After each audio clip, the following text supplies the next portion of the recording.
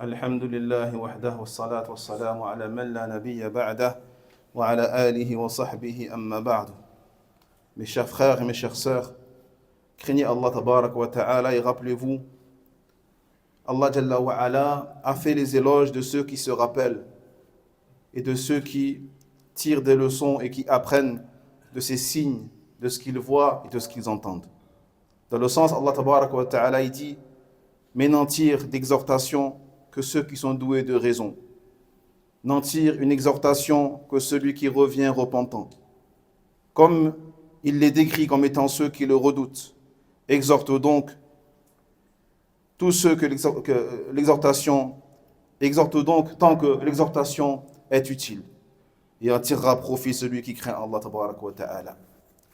Mais à l'inverse, il a décrit ceux sur qui le rappel n'a pas été utile et n'a pas eu d'impact par les qualificatifs les plus médiocres qui soient. Dans le sens, il dit, et tandis que tu t'en émerveilles, et eux se moquent. Lorsqu'on les exhorte, ils n'en tirent aucun profit. Et s'en écartera le grand malheureux qui brûlera dans le plus grand des feux. Et qui est plus transgresseur que celui qui se détourne des versets de son Seigneur quand ils lui sont rappelés. Mes frères, Allah, les exhortations sont très nombreuses dans le Coran al-Karim notamment. Car la plus grande des exhortations, le plus grand des rappels, et le plus grand des discours est sans aucun doute le livre d'Allah, subhanahu wa ta'ala, qui contient les informations de ceux qui vous ont précédés et qui vont vous succéder. Dans le sens, Allah il dit, adresse donc à travers le Coran un rappel à celui qui redoute ma menace. Donc si tu veux tirer profit du Coran al-Karim, tu dois d'abord le réciter et l'écouter avec ton cœur et être conscient que celui qui l'a prononcé, c'est Allah subhanahu wa ta'ala. Et qu'il te parle par le biais de ce Coran al-Karim qui t'a été transmis par son noble messager sallallahu alayhi wa sallam. Dans le sens, Allah il dit, il y a là une exhortation pour celui qui a un cœur ou qui prête attentivement l'oreille. Donc sa parole pour celui qui a un cœur, c'est-à-dire un cœur qui est vivant, un cœur qui respecte et qui honore les droits d'Allah tabarak wa ta'ala sur toi.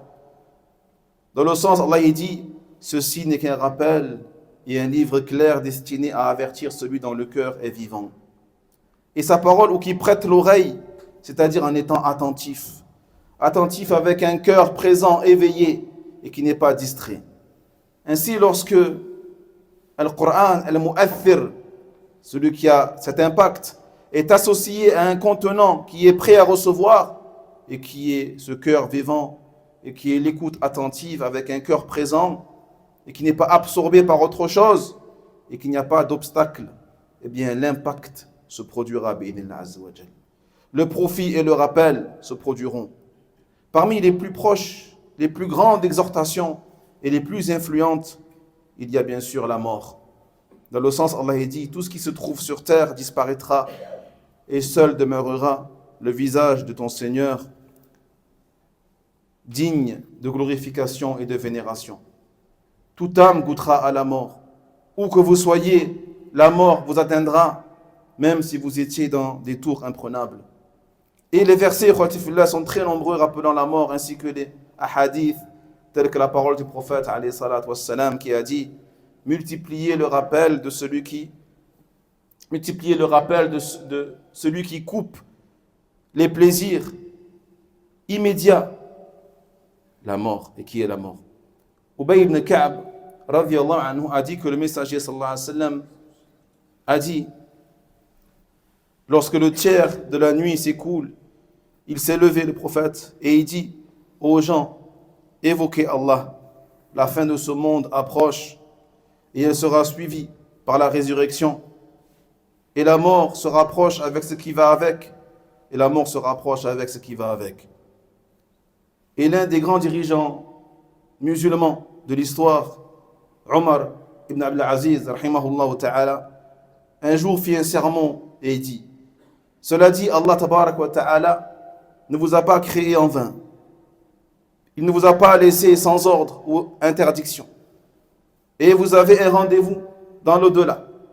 pour lequel Allah Jalla wa Ala viendra pour juger et trancher entre vous, sera perdu et sera fichu celui qui est sorti de la bienveillance d'Allah et sera privé du paradis dont la superficie est aussi vaste que les cieux et la terre et qui a échangé le beaucoup contre le peu et le perpétuel contre l'éphémère et la sécurité contre la peur. Ne voyez-vous pas que vous faites partie des prochains partants, et qu'après vous, d'autres vous succéderont et que vous retournerez tous au meilleur des vivants, c'est-à-dire Allah subhanahu wa ta'ala. Chaque jour, chaque nuit, vous entrerez en partant vers Allah tabarak wa ta'ala.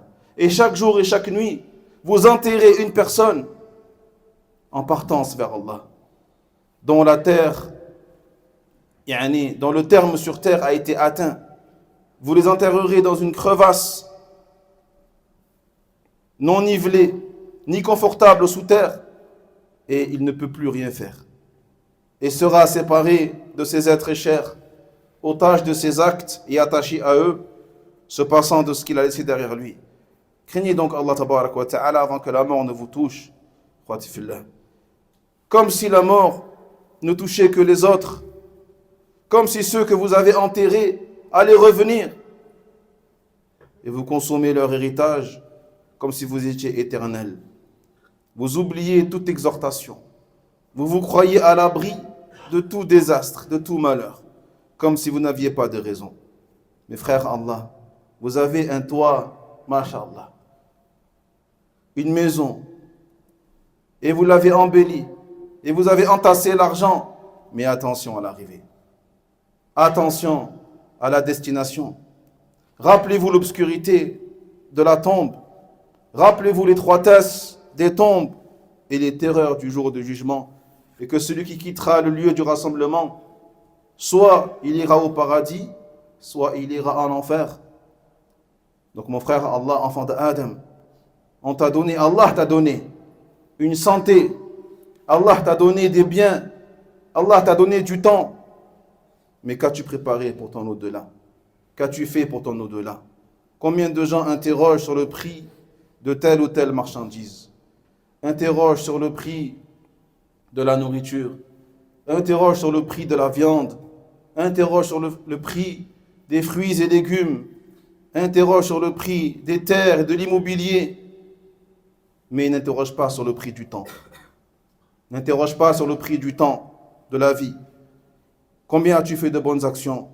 Avec quelles actions vais-je rencontrer mon Seigneur subhanahu wa ta'ala? Craignez Allah Jalla wa Ala, mes frères. Et écoutez cette annonce seigneuriale de la part d'Allah tabarak wa ta'ala qui a dit dans le sens: sachez que la vie d'ici-bas n'est que jeu, distraction, vaine parure, rivalité orgueilleuse entre vous et concurrence dans l'accroissement des richesses et des enfants.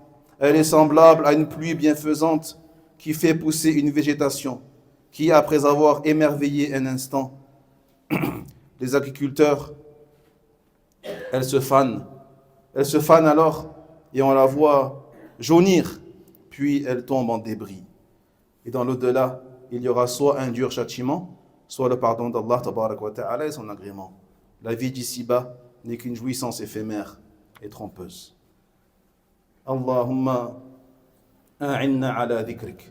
Allahumma a'inna ala dhikrik wa husni ibadatik. ربنا آتنا في الدنيا حسنة وفي الآخرة حسنة وقنا عذاب النار. ربنا ظلمنا أنفسنا وإن لم تغفر لنا وترحمنا لنكونن من الخاسرين. فربنا فاغفر لنا ذنوبنا وكفر عنا سيئاتنا وتوفنا مع الأبرار. اللهم إنا أسألك الجنة وما قرب إليها من قول أو عمل. اللهم نعوذ بك من النار وما قرب إليها من قول أو عمل. اللهم صل على محمد وعلى آل محمد كما صليت على إبراهيم وعلى آل إبراهيم إنك حميد مجيد.